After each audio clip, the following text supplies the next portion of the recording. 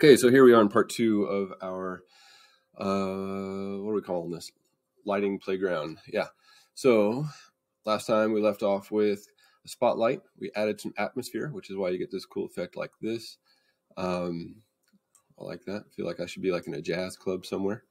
Now, what I want to get into is how to make actual objects light up. And so we're going to do that in a couple different ways. First thing I'm going to do is take this guy out. I'm going to hide this, not delete it, but just hide it. So I have no other lighting effects that are going to get in the way. I'm going to select one of my mesh objects here. Doesn't really matter what it is.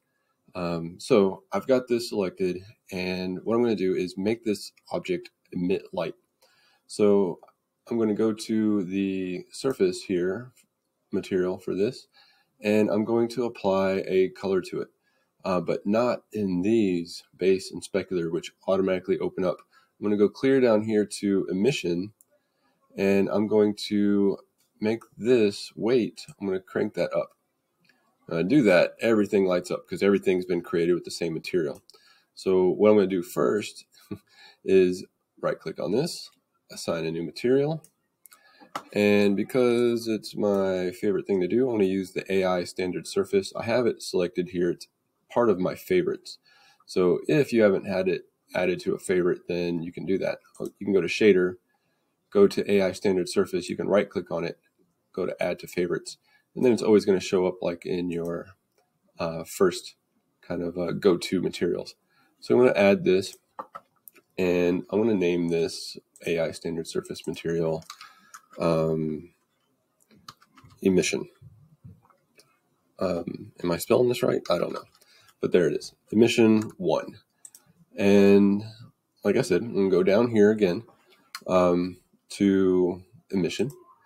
I'm going to crank up this weight here. So now I've got this thing happening where it shows this object is now emitting light.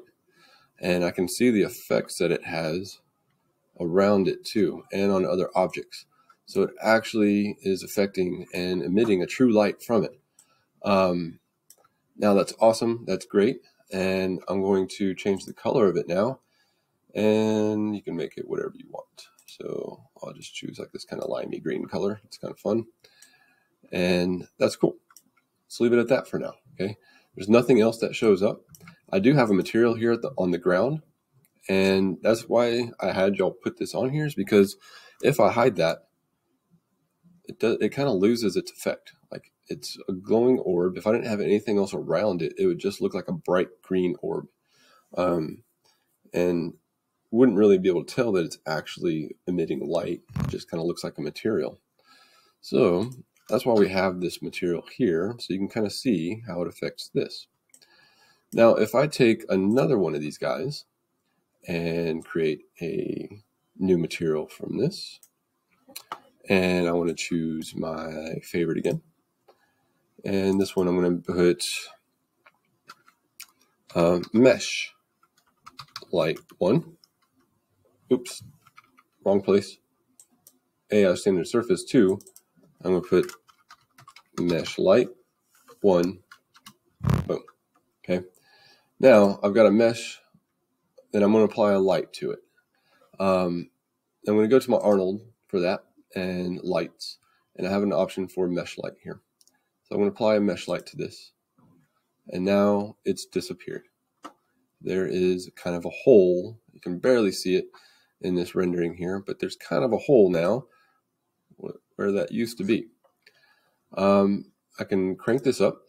Now I can see, hey, that mesh does have a light applied to it. It is kind of weird, kind of created like this almost a bubble here, and I can see the effects from around where that mesh was. You can change the color of this, you can change the intensity of it as well. So that's like a way that you can apply now. But this mesh light,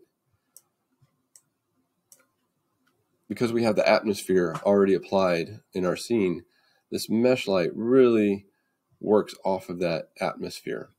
If I did not have that atmosphere volume already applied, let's see what happens when I turn that that atmosphere off, if I select the atmosphere in my hypershade and turn this down,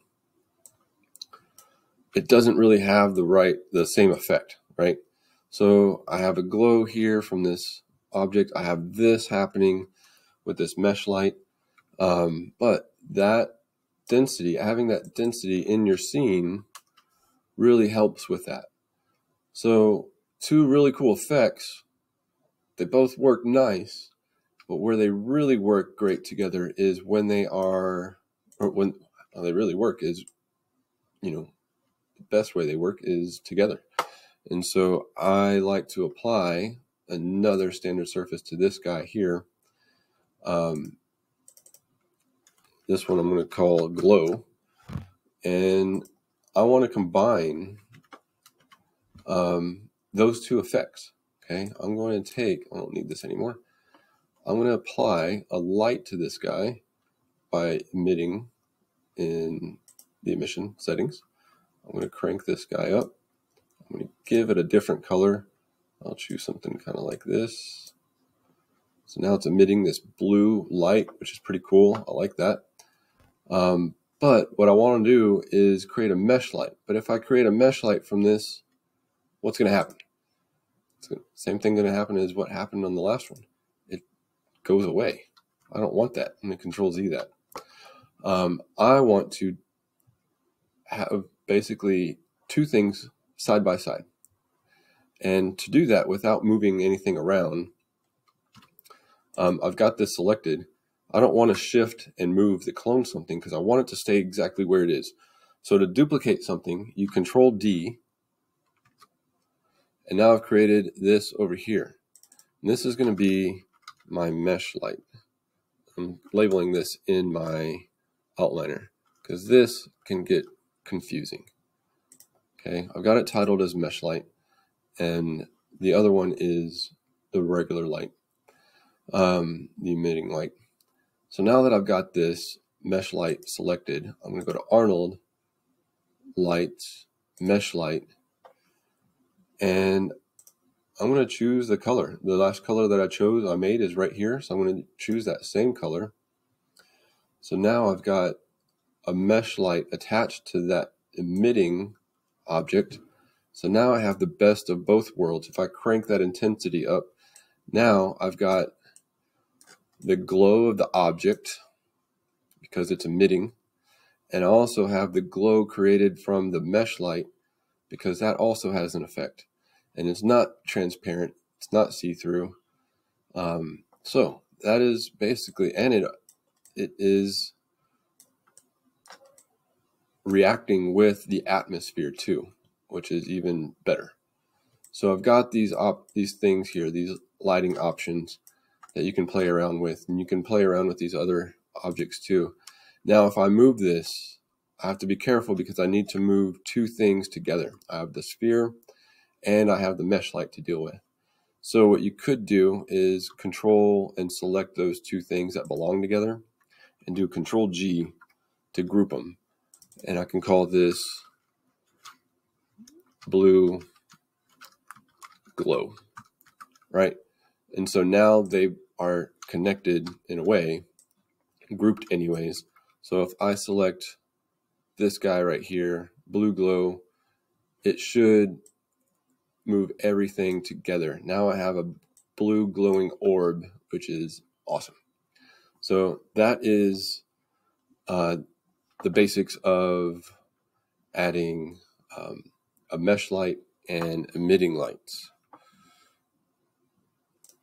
And so play around with that with other objects, have fun with it, see how you can apply it to some things that you're creating, and we'll see you next time for the next part.